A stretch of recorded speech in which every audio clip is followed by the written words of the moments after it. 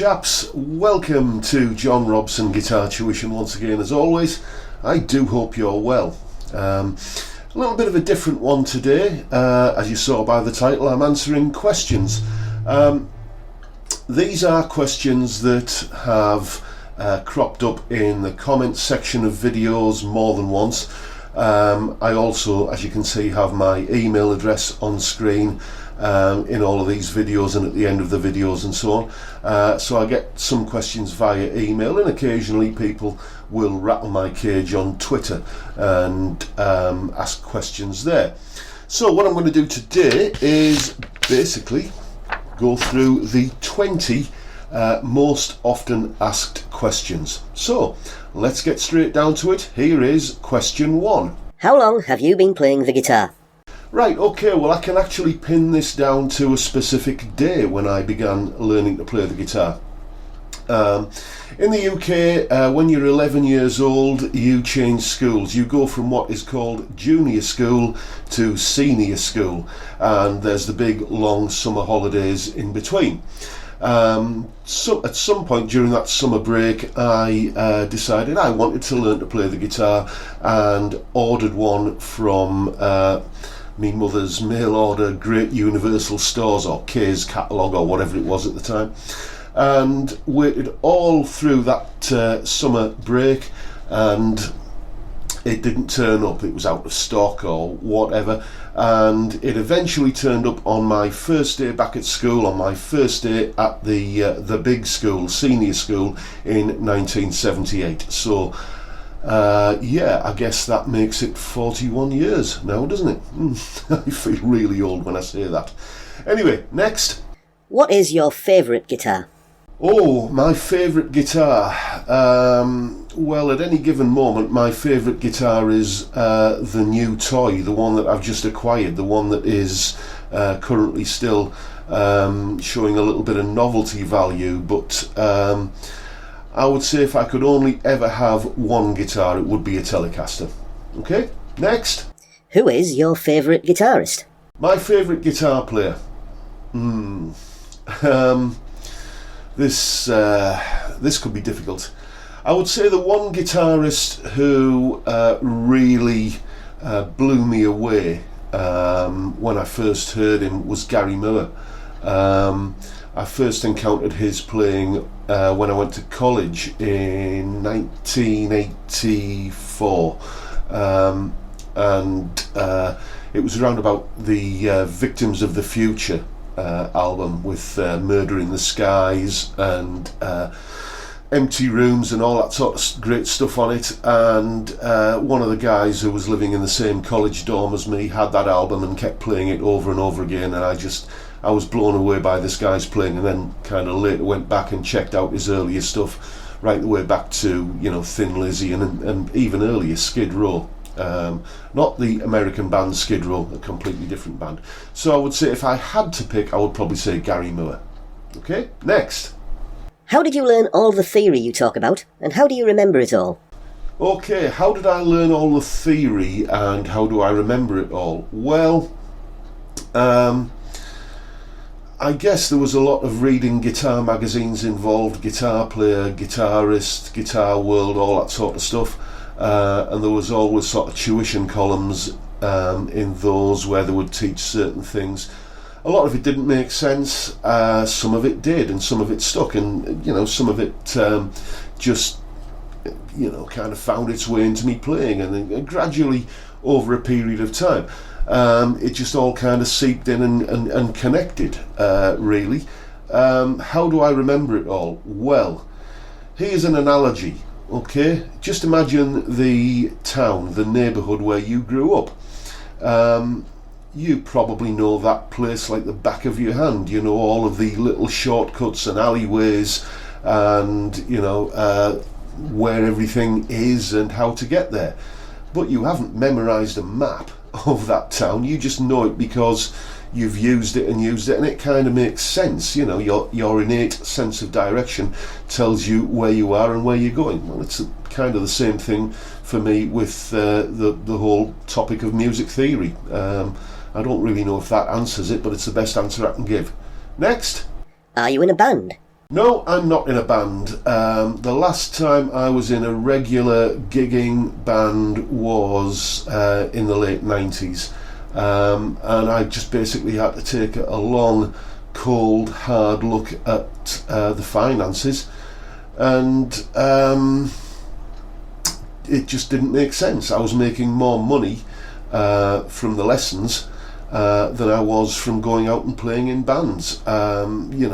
This is not even taking into account the fact that I would have to cancel an evening's worth of lessons, then go to a band practice where inevitably someone hadn't bothered learning their parts properly, so you were kind of, there wasn't really much you could do at that rehearsal because not everybody was as fully prepared as they needed to be, and I'd cancelled an evening's worth of lessons, and I'd had to chip in for my share of the practice room costs and everything, and it just got to be a bit of a pain, really. And the playing live side of things, which I did enjoy, just wasn't putting food on the table. So I decided to concentrate more on the lesson side of things, and it's that ended up kind of taking over, really, and providing me with a reasonably good income over the years. Hope that answers it. Next. What is your favourite style of music? My favourite style of music? I don't have one, really. It's like saying, what is your favourite food or favourite type of food? I'm just as happy eating chicken madras as I am eating roast beef and Yorkshire puddings. I just find it that I like lots and lots of different styles of music.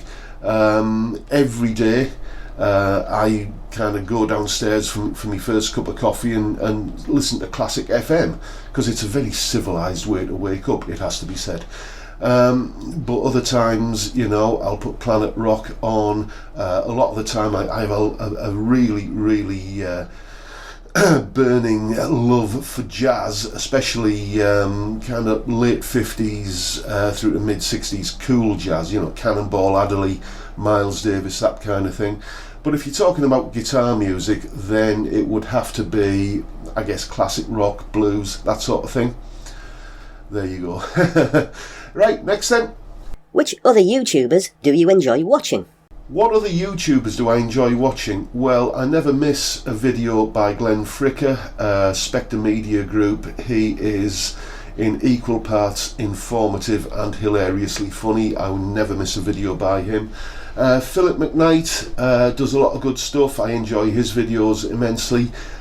Who else?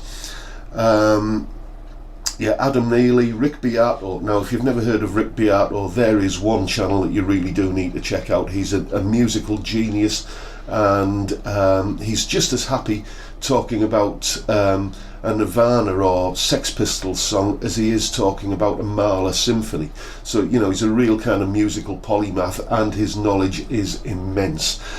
So yeah, definitely check him out, if for no other reason than he makes all of this complex stuff really, really accessible. Many great guitarists don't know scales and theory. Why should I learn all this stuff? Okay, why do you need to learn all the scales and theory and stuff? Well, I would contend here that if you read an interview with someone in, Guitar Player magazine or whatever, and they say they don't know any scales or theory, then you just dig a little bit deeper and you say, well, and you find out, well, okay, they know this shape that works, and they know that shape works, and they know that these chords go together somehow, and that chord won't work in this song, but that one will, and then these notes will work, or that shape on the neck will work to play a solo with, but that one won't. You cannot play music without knowing that stuff. All that's at issue really is whether or not you know the names that attach to it, or like Dorian mode or major scale or minor pentatonic or any of that sort of stuff.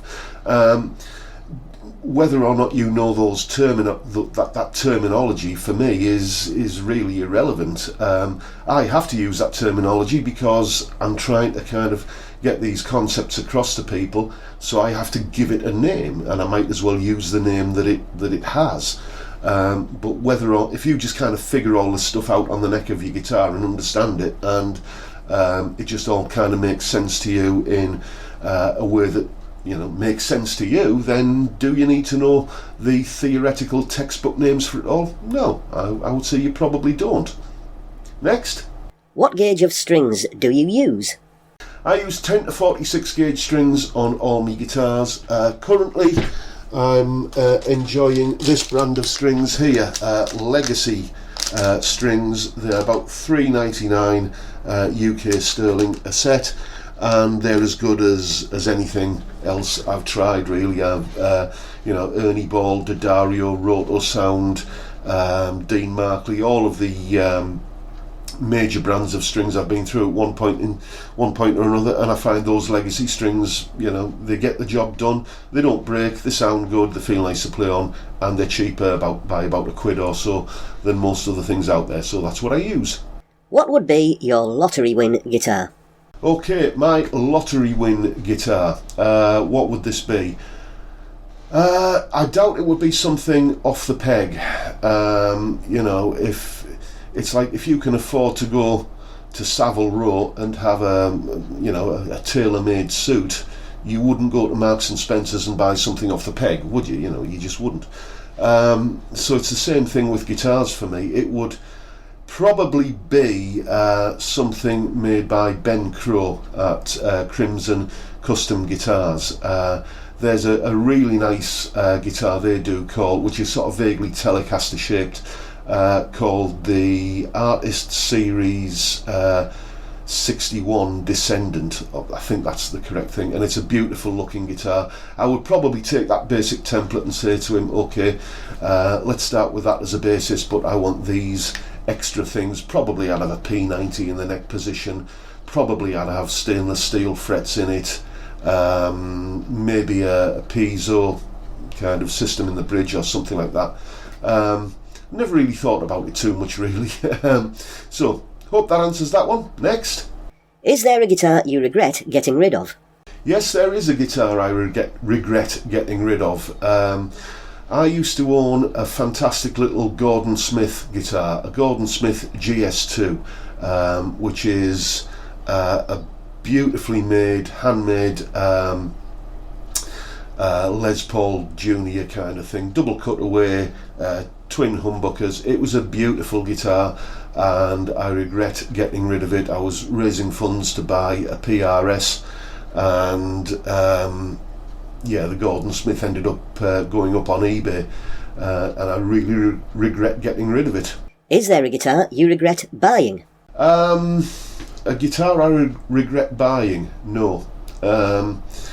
There's nothing as lovely as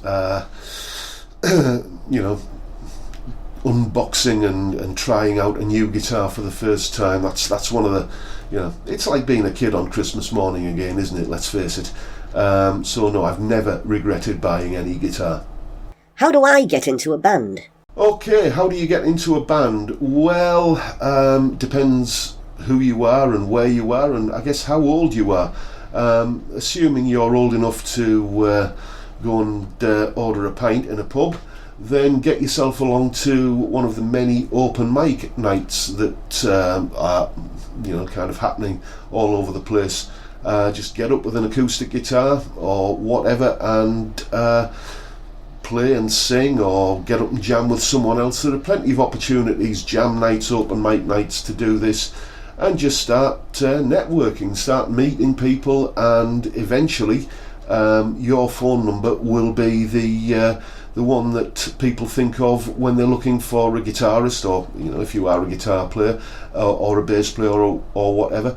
The only other bit of advice I would give is try not to be a one-trick pony. Make sure that you can play in various different styles, even if those are styles of music you don't like.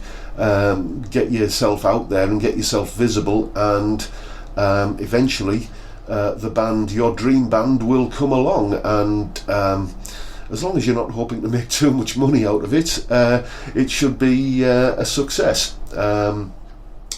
Basically meeting people of a similar mind to you, musicians. Basically put yourself in situations where you're interacting with them, and as I say, jam nights and open mic nights are probably the best way of getting a foot on that ladder.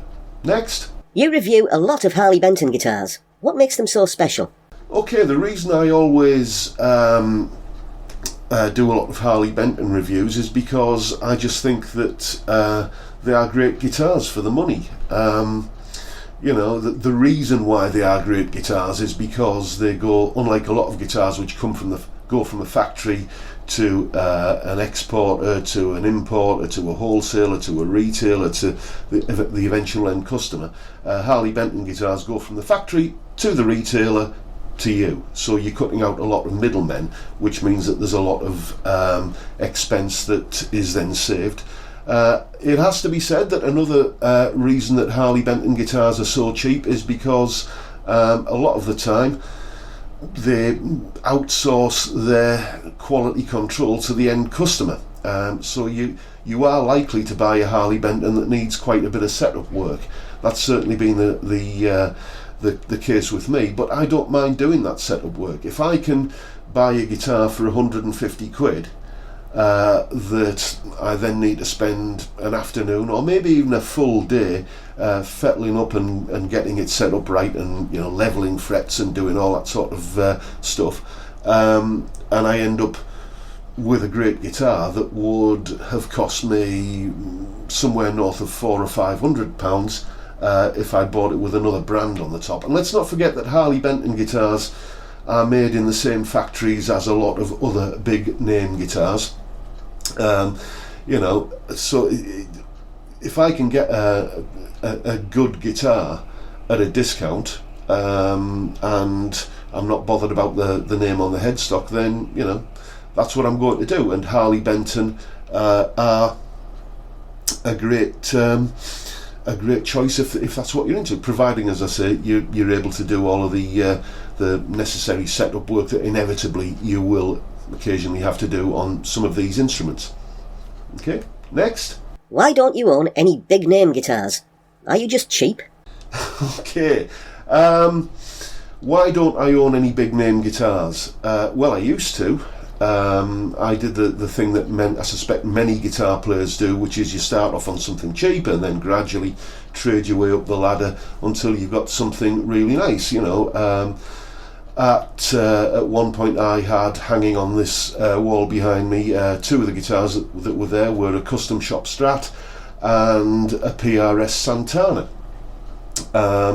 Then the financial world imploded in about 2008-2009, and I had to free up some cash, so they all got sold, and then I started buying cheap guitars again. And it had been such a long time since I'd bought cheap guitars that I was a little bit kind of, oh my god, here we go, I'm going to have to put up with sharp fret ends and crappy high action and tinny, trebly, raspy sounding pickups and all that. And I ended up getting one of those Trev Wilkinson vintage guitars, and it was under 200 quid, and it blew me away.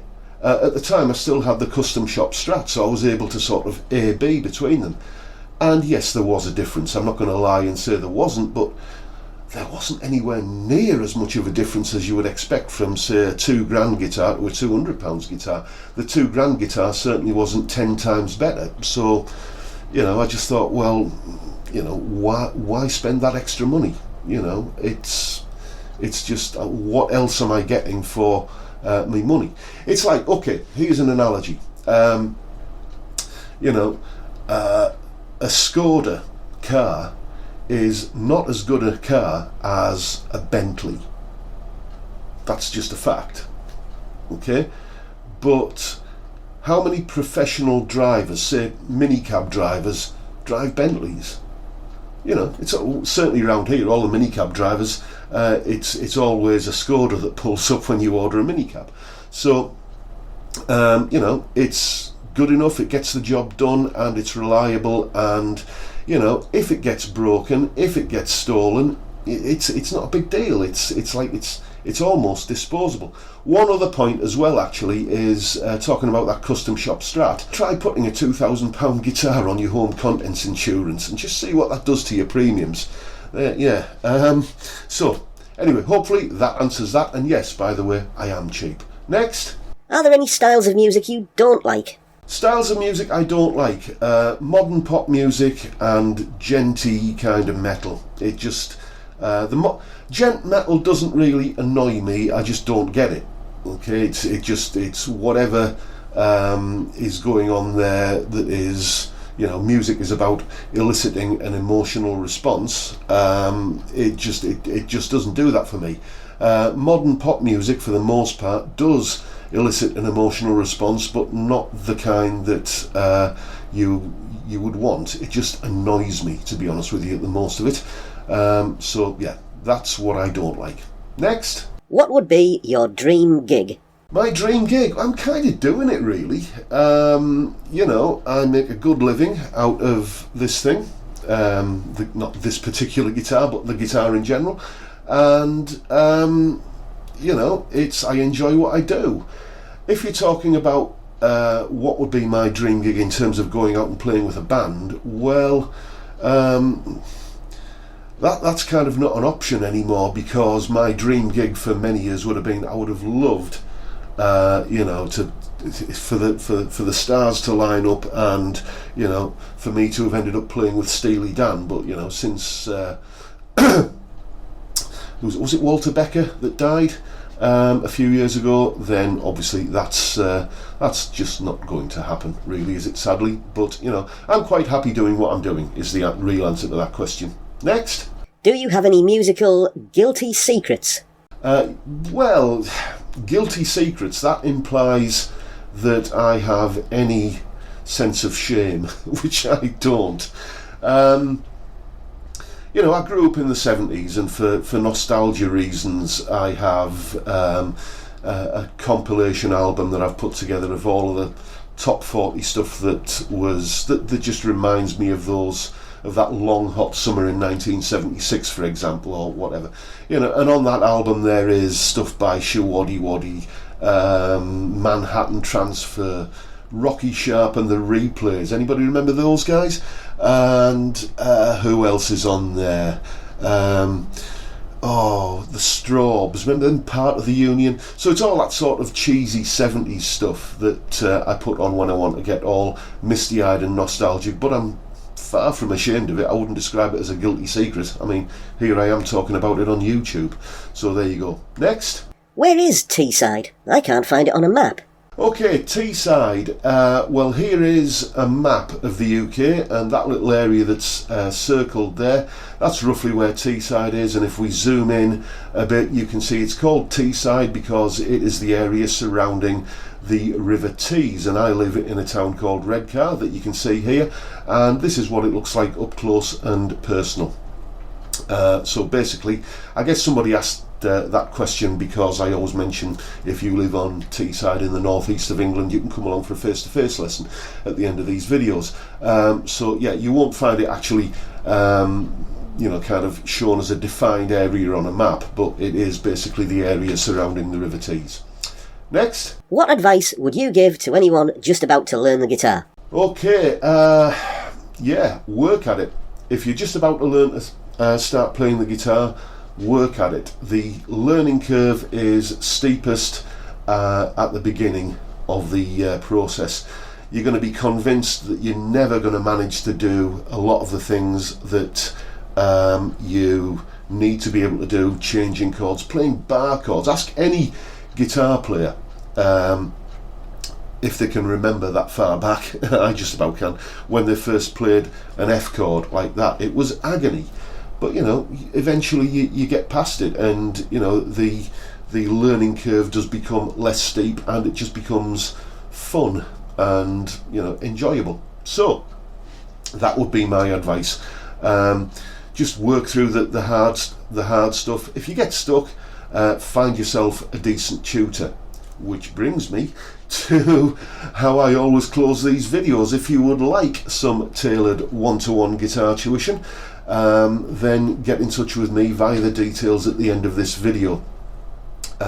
If you live on Teeside in the northeast of England, then you can come along here for a face-to-face lesson in this very room, or wherever you are in the world you can have a lesson via Skype, and whichever way you do it, your first lesson is of course free, so you've got nothing to lose and everything to gain.